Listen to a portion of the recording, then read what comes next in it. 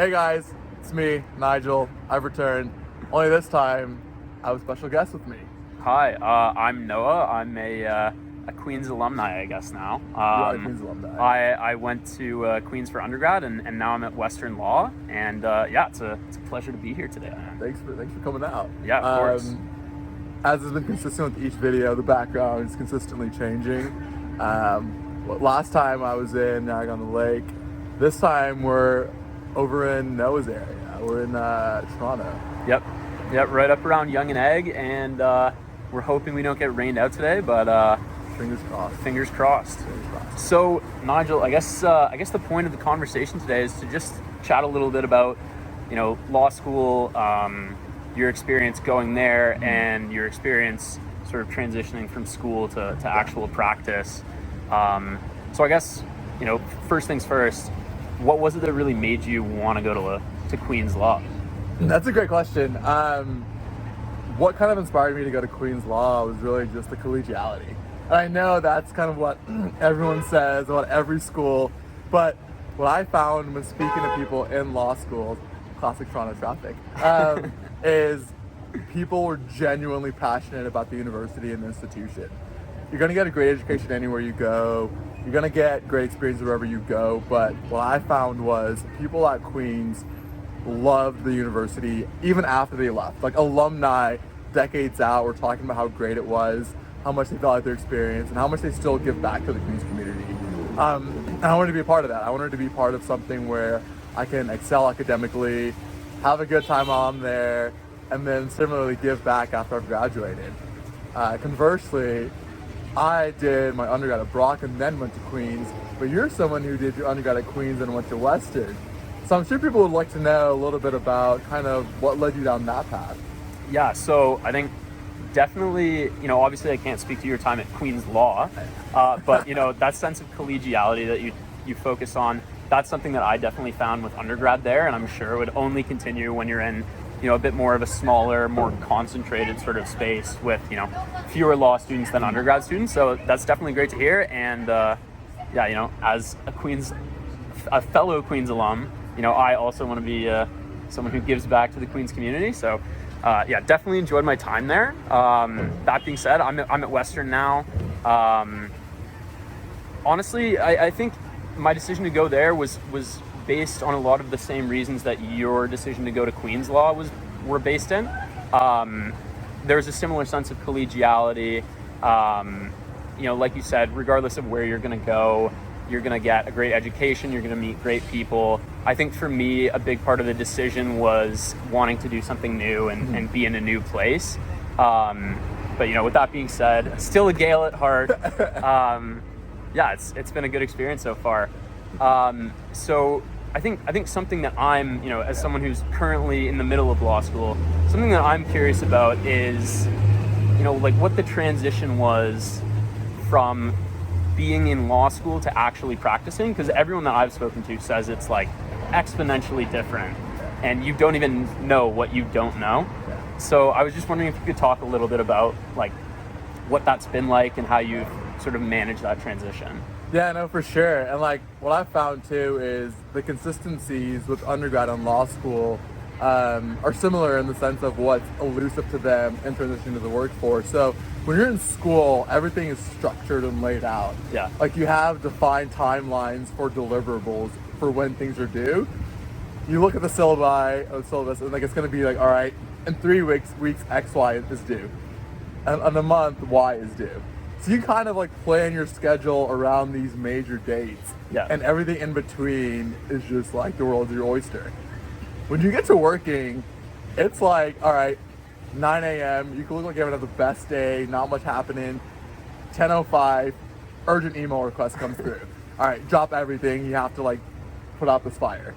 That was like the first real difference I noticed is just like the time management and the needing to be malleable. Like you can't be so rigid and fixated on like, all right, this is my schedule. I'm not going to be fluid. I'm going to be really strict with it. Like you just have to accept the reality that like you're here to do a job. Yeah. You're now there for that as opposed to like balancing. Because it's so like client focused. Yeah, exactly. Right? Only client services. At the end of the day, like we wear suits and we have cool fancy titles, but I guess just client services. Yeah. You know, it's doing the exact same thing as though, you know, you were working, you know, front lines at like a restaurant or something like that. You know, it's just client services. So anytime a client sends a request out, you naturally have to kind of accommodate them. Whereas in school, it's not the case, you know. Like, as you know, like, you know when your deliverables are due. Like, you know when like you have to prep for like a public midterm, or you know. Yeah. I found there's a slight difference between undergrad and law, whereas like undergrad there's a lot of sort of structure in place, even outside of just like syllabi, to help you, you know, meet your deadlines and like help you do what you need to do. And I found with law school it's a bit more, you know, like they have a bit more belief in you to be in charge of what you need to do and do things independently. And I know that's something that like took a little bit of time for me to get used to. So I can only imagine it's like even more once you actually start practicing. But is that like a skill that you can learn while you're in school, or is that something that you kind of have to pick up on the job? So you can learn it a bit to a degree with they call it experiential learning. So you can do like a clinic, you can do moots, basically just get like pro bono work, just getting your hands on as much kind of real life files as you can, because that will give you a bit of a sense, bit of an appetite as to what practice will look like. Because I think the biggest shift, right, is you no longer have, you know, 1, 2, 3, 4, 5 professors. Now you have potentially a limitless amount of clients that you need to deal with them. Another thing too that I found was like challenging is you don't get that feedback that you're necessarily looking for each time you're working. Like, I'll send an email out, I'll send a deliverable out to a lawyer, and then like I can literally get back thanks THX sent from iPhone after I spent like, you know, a week just drafting this perfect, you know, officer certificate or direct resolution or something like that, thinking that like it was going to be amazing. And then that's all you get, and that's all you hear. Whereas in law school, you'll get very detailed feedback, or in school generally you get very detailed feedback. So it's just understanding like it's in a different ballgame now. Like it's different rules. Like I'm sure you've experienced that a little bit as well too. Like in law school, definitely. Like some of the stuff I've done outside of the classroom for sure. Like within class, I feel like everything you write, or you know, everything you do get pretty like in-depth feedback on, which is great, obviously, because that's for a lot of people the best way to learn. But you know, like the job I worked after my first year, you know, I was working for a guy who's been a lawyer for the better part of like 40 or 50 years now. So he's got a lot on his plate, and he doesn't exactly have time to hold your hand and walk you through absolutely everything. So yeah, I think it's definitely something you have to get used to. And I know it took me a little bit of time this summer to not like take that personally and to understand that people are just busy. But I think at the end of the day, still like going over what you've done and sort of getting feedback is the best way to learn in a lot of cases. So is that something that you sort of have to like seek out on your own when you're practicing, or is it just, you know, some lawyers are really good at giving feedback whereas others aren't? Yeah, so like I think that's what it is. Like in my experience, I found that, and this is another difference that I've learned between school and actual work. Like with school, it's just you're evaluated, or kind of like the criteria that you need to succeed is oftentimes reduced to text, whereas in law, like the actual practice of it, and like real life generally, like you also need like that emotional intelligence, like that kind of emotional aptitude. So it's appreciating that certain people are going to respond differently, and certain people are going to be more forthcoming with giving feedback, whereas others aren't. Right. So it's not taking it personal when one partner, you know, just gives you that THX stuff from iPhone, whereas another one gives like really robust and detailed response. And similarly, some people are more receptive to certain feedback styles. Like some people would actually like the minimal response, whereas others would like the in-depth. So on the opposite side of it, like some people might get offended if, you know, a partner gave them a really detailed response, and they would be like, my work must be terrible. Exactly. And not looking at it from like, oh great, this is like a lot of information that I can kind of distill and learn from. Which is kind of like appreciating and realizing that everyone's different and everyone has different styles. So what might work for one person isn't going to work for another. And similarly, the feedback you get is going to vary depending on who it's coming from. Now, something I also wanted to ask you a bit about is, last week a big topic that people wanted to know about was navigating, you know, precarious market. I talked about my experience going through the process of COVID. Now, you're currently going through a similar process, albeit a little bit different, but also a tricky market. Could you talk a little bit about that and give your perspective on it? Yeah, for sure. I should probably preface it by saying I'm like currently right in the middle of it. So you're gonna think of it. so I don't know how it's going to end. Hopefully, well.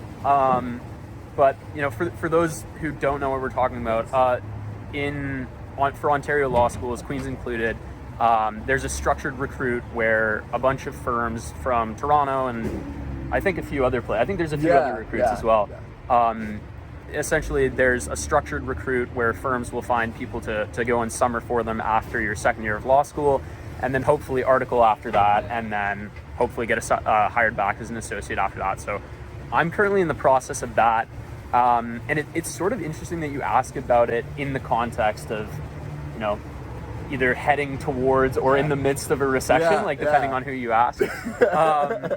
Because, maybe this is just the way my school's handling things, but we're sort of insulated from thinking about it in that way. And the firms haven't really indicated that they're going about it any different way.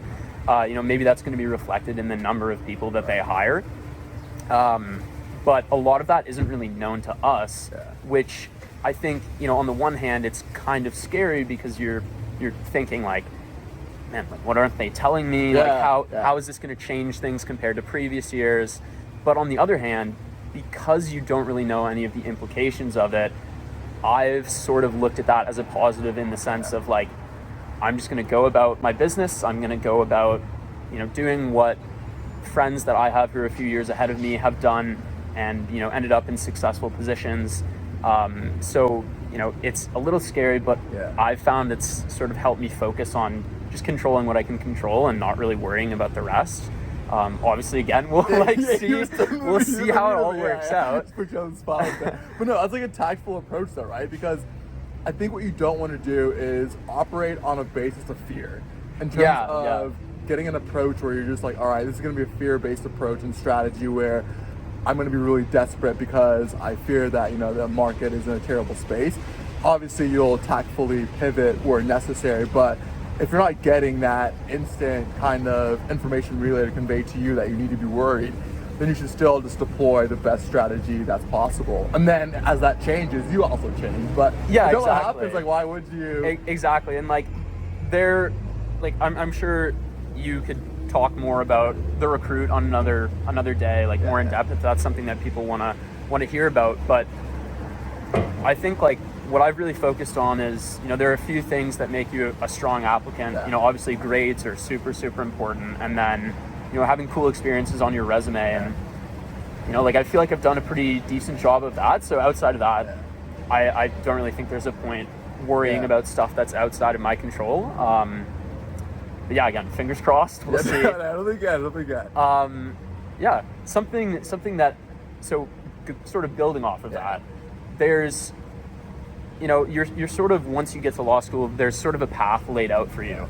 Obviously, it depends on what you want to do, but for a lot of people who, for example, like me, want to go and work at a big firm in Toronto, there's sort of this path laid out for you where, you do 1L and hopefully you do well, and then you do 2L, you do the recruit, you go through that process, you get a job, you summer, you article, and then you get hired back as a lawyer, and boom, you have a career being a lawyer in Toronto.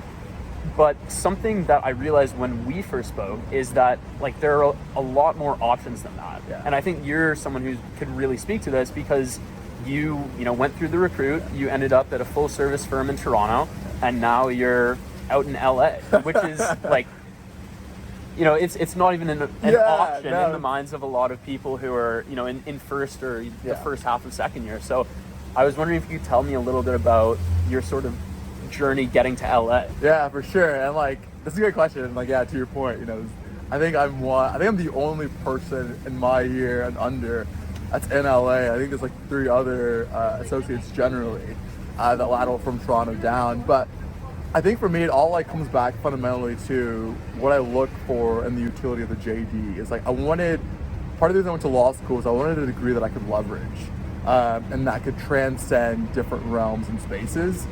So then applying that rationale to go to law school, I similarly applied that rationale to go to Bay Street. Right. In terms of like going to full service, I thought gave me the most options. I cast as wide a net as possible. And for those who don't know, lawyers are notoriously risk averse. So like we love to hedge. So we want to keep as many doors open as possible. So that led me to go into full service firms and a big full service firm on Bay Street. But then I still had in the back of my mind, okay, are there opportunities beyond Toronto?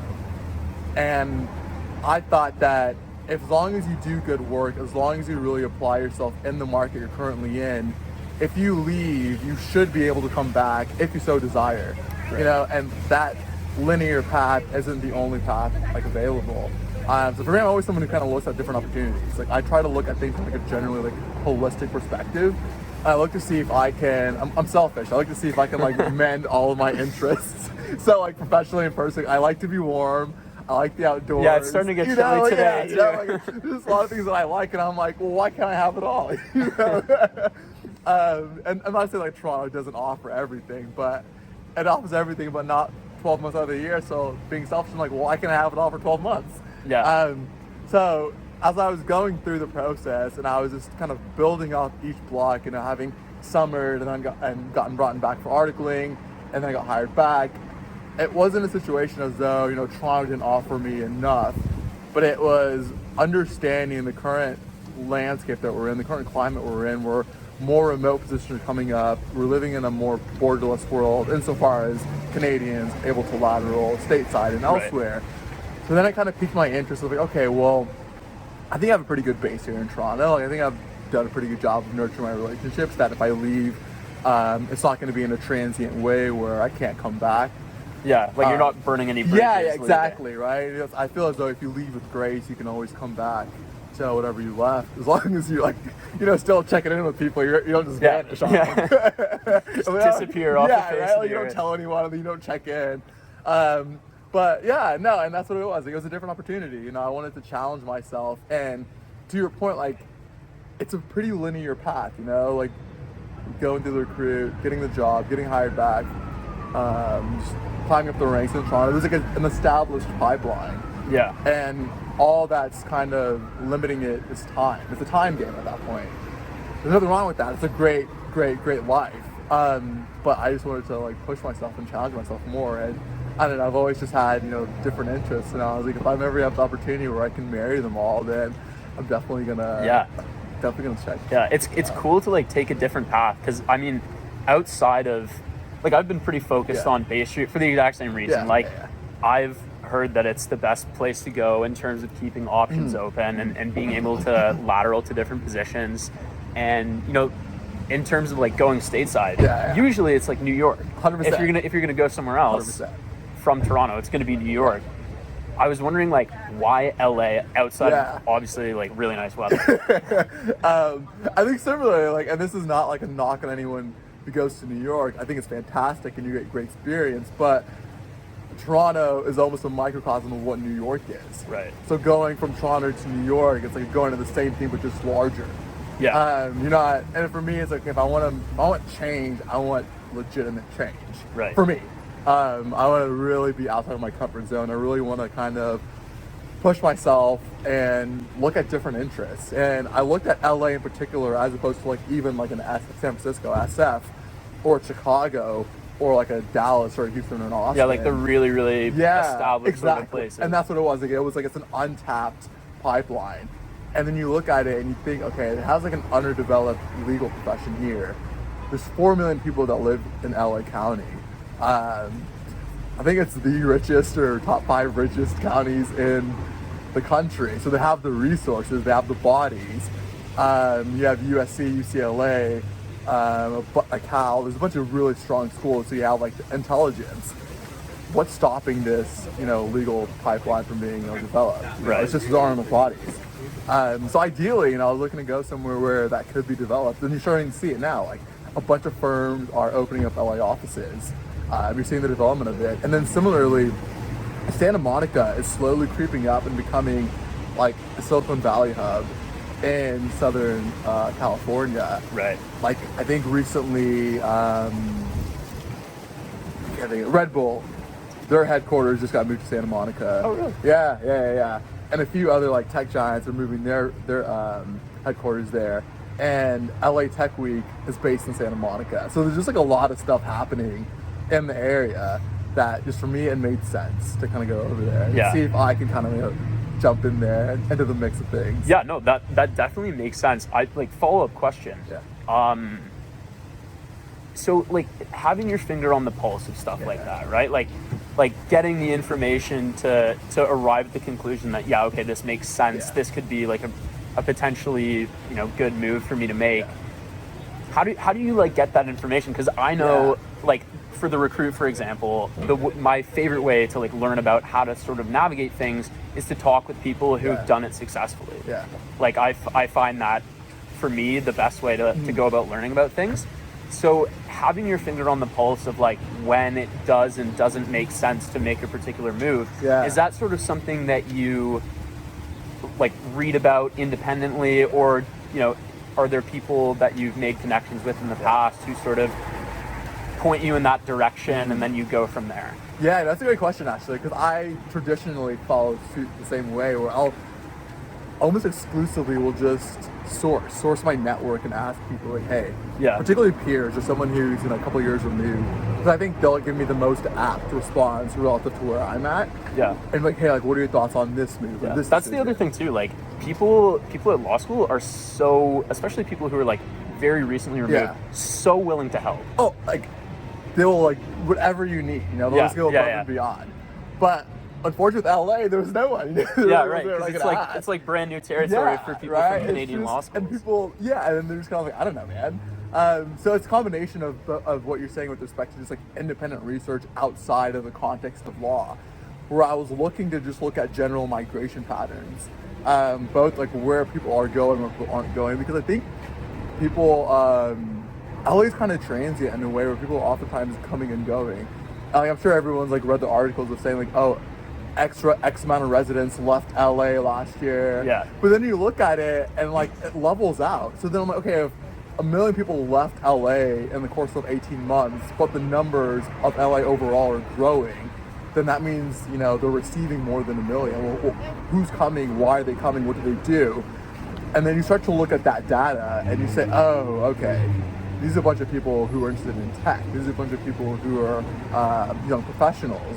Yeah. And then you just look at different patterns like that and you say, okay, well, is there a space for me there? And then another thing, and this is again, where Queens just shows the strength of Queens, is I have like a really strong alumni base that's like significantly older than me. Like I'm talking like they graduated in the 1990s and the 1980s, older than me.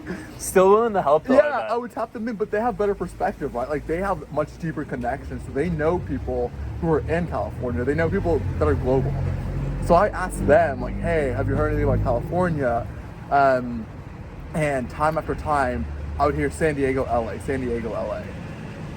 SF, mixed responses where people were saying, yeah, SF is kind of, going through a transition right now. Yeah. But if you really want to be, if you want to make a drastic change, but it be a lateral up, go to LA or San Diego if you can. And that's what I was consistently hearing. And they actually have boots on the ground. Like they're there. Yeah. And they would connect me with people who either be at law or beyond, who are in LA or in California, and they would like connect with me, and I would talk to them a little bit about their experience. And that's kind of how I went about it. And then also just making a calculated risk where I said, okay, well, worst case, if it doesn't work out, I can come back to Toronto, which again it's a very soft landing. Yeah, right. Or if it doesn't work out, I can go I can go to New York, or I can go to Chicago, I can go to like another state, Yeah.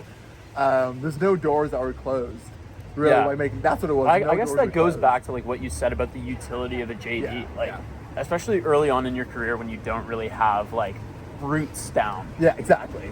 Like it's probably not the worst idea in the world to be a bit risk averse, especially when like a lot of people, at least from what I've heard, are transitioning from Toronto to places in the States because there's a couple incentives to do that.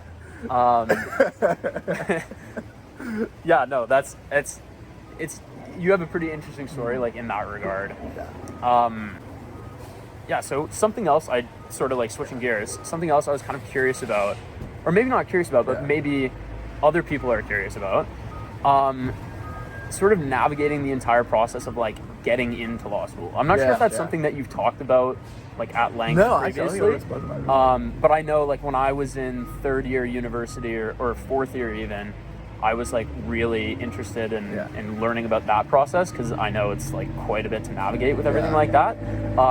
So maybe I was just wondering if you could, like, share a few general tips or something like that. Yeah, for sure. So, like, I think the first tip that I would share is appreciate why you want to go to law school before you go to law school. I think and, like, look up the stats, and again, like, I always like the data. Look up the stats on, like, a data that, you know, maybe can give you answers to your questions, and to make it less like amorphous and more concrete. I think people oftentimes like, oh, I want to go to law school so I can make a lot of money.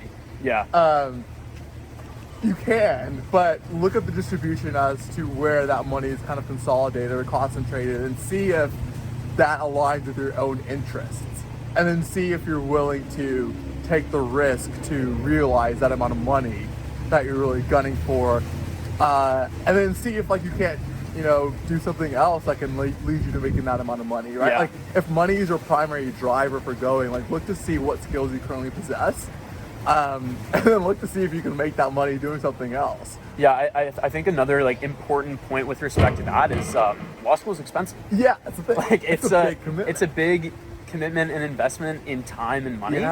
So, like, I think I completely agree. If you're interested in going purely for money, and you're, like, smart enough to get in, chances are you're smart enough to do something where you can make the same amount of money without investing 3 years of your life plus, like, $70,000 or whatever. And that's just tuition, not let alone opportunity costs and everything else. Like, it's just like a significant financial undertaking where it might not make sense if your sole driver, I mean, it will at some point, but if your sole driver, primary motivator is, like, to make money, there's a lot of other things you can do to make money. Like, to your point, if you're smart enough, if you're capable enough to get into law school, you're definitely going to be capable enough to apply yourself in other veins and expend that money that you're going to spend on law school and allocate it to whatever, you know, other passion project that you might have.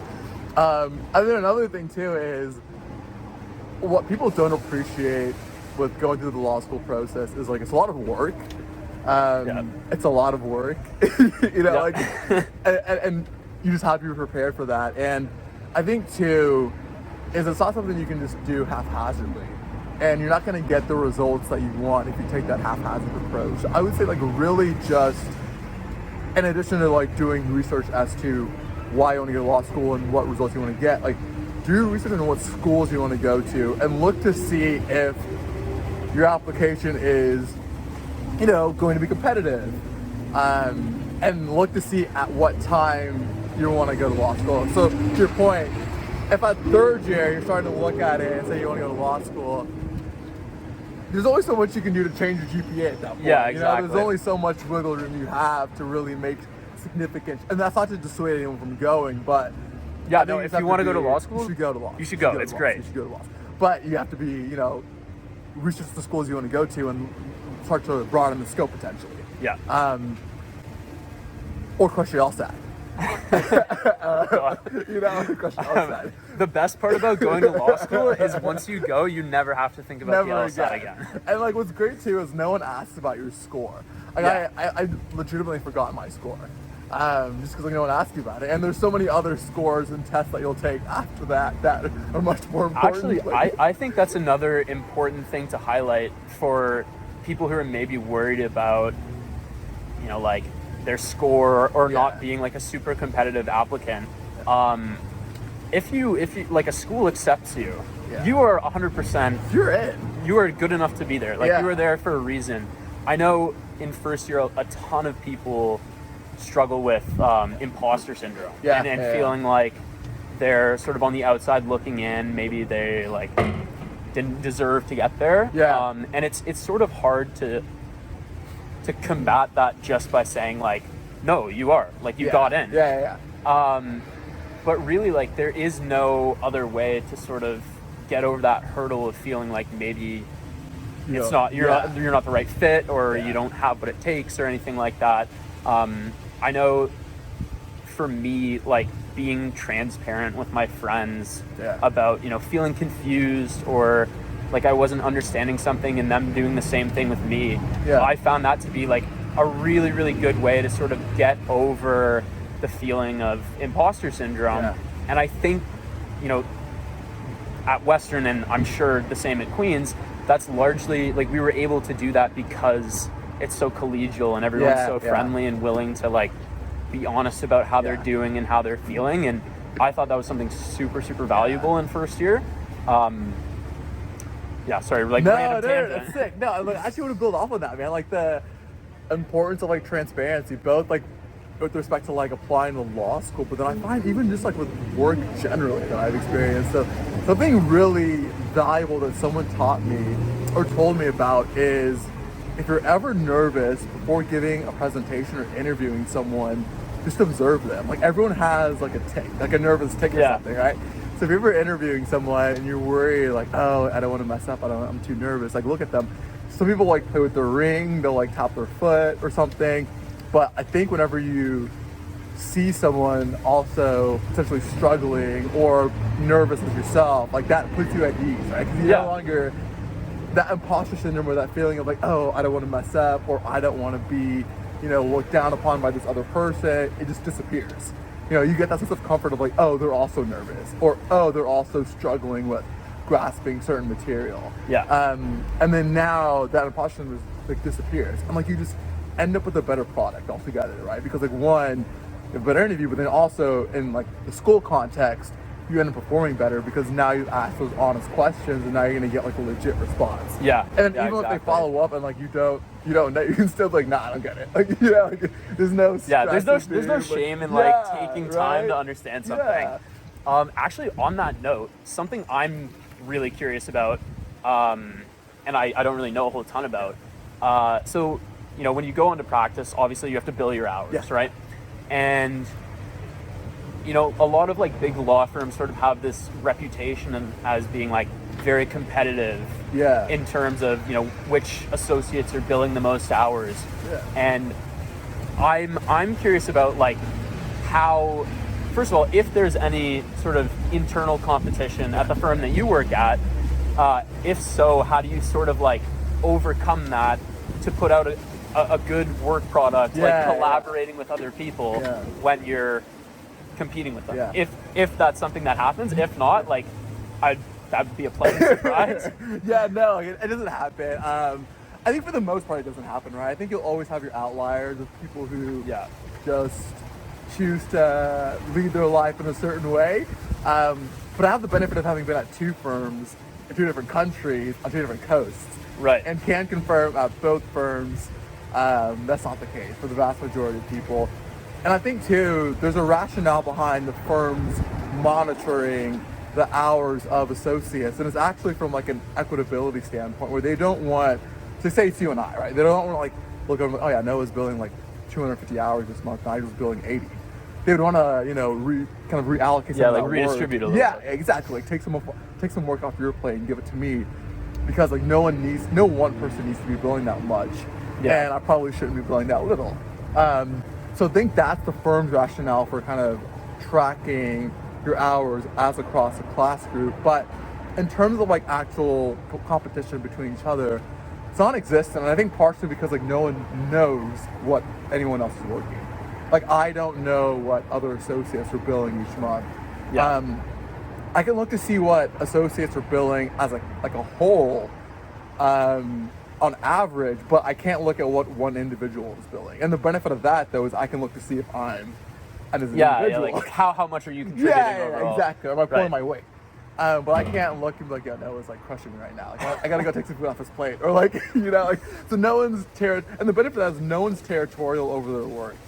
You know, no one's trying to be like, oh, I'm gonna eat up all the work, I want to get all this files, or like, it's not like that. Because I think what happens, and this is the cool thing about work generally, is there comes a point where work becomes busy enough that you generally don't care what someone else is doing. Right. In a respectful you have enough way. on Yeah, your plate. exactly, Yeah. right? Like you're doing well enough that you don't care what someone else is doing, you know? Like, so I think it's an insecurity thing whenever someone gets bogged down of like getting competitive with someone else at the work. So I think the more work you do, the better. And oftentimes what happens is like people who are competitive and don't play nice with others, and that's what the firms like say is like, we like associates to play nice with each other.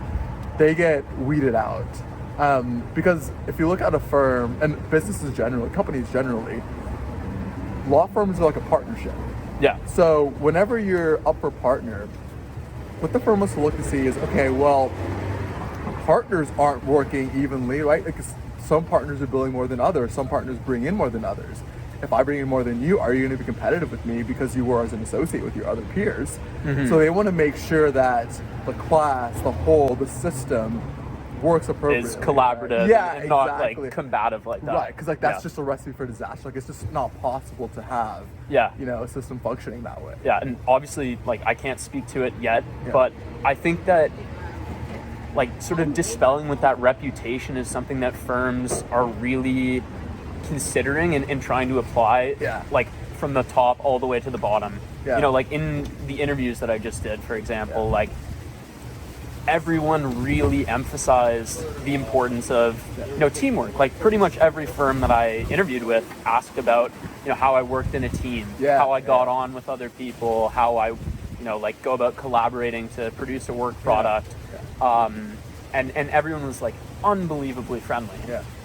So I think I think over the last decade, 2 decades, firms have really sort of wrestled with that reputation that people outside the industry seem to think that the industry has, and they're really working to like dispel that. So it's good to hear like you actually being in the environment that it's not like that. Like in practice, it's like completely different, right? Like it's, and I think too, and this is another thing that can like dispel another myth, and you can probably speak on this too because you're still in law school, but I know people also have this weird belief, or not weird, but this unfounded belief that law school is just so competitive where people are ripping pages out of books. I've heard that same story. I think it's like an urban legend at this point. Yeah, people are just like hyper competitive, and people are just like undercutting others or giving them false information that they want everyone to fail. And I think part of it's like bred from the fact that you're graded on a curve. Yeah. But I'm kind of curious. Like I think you can give perspective on it because you're still there. Like, it's interesting. It's something I was actually concerned about before I went. I talked with a lot of people about it because, like it is by virtue of the fact that you're graded on a curve, meaning like you are literally compared to your classmates, and only like X amount of people can get this grade, X amount of people can get that grade. So it was something that I was definitely like interested in learning more about before I actually got there. And I don't really know how to say like it doesn't exist without saying it just doesn't seem to exist. Like I know Western for sure, and I'm sure Queens is the exact same. There's sort of this culture that exists there and has existed there for a long time that's just not the way things are done. And people who do sort of act in that way are like implicitly conditioned to sort of abandon that mindset, if it makes sense. Like people are really encouraged to help each other out and work together, because at the end of the day, like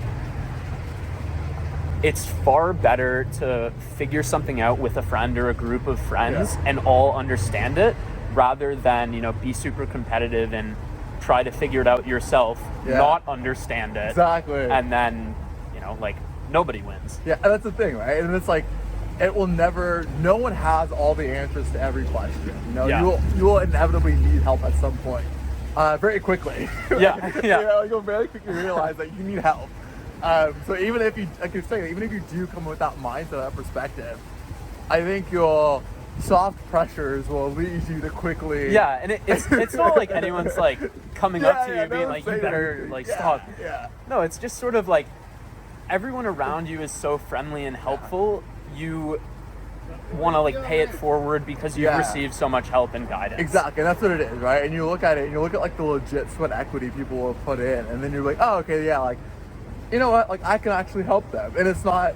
it's not a zero-sum game. I think it's a thing. Yeah, people think, exactly. you know, that it's like, in order for me to succeed, you have to fail, or vice versa. Because no, like, we can all succeed, we can all win. And I think too, and this is something that like would be useful for you and for everyone, is like, everyone, I genuinely believe everyone ends up where they're supposed to be. Yeah. You know, like Yeah. where they end up working, or they end up going to school. I think everyone ends up where they're supposed to be, insofar as you're intentional. You know, like insofar as you actually put in the work, and you actually, you know, apply yourself, and you ask the right questions, you talk to the right people. I think you'll end up where you're supposed to be.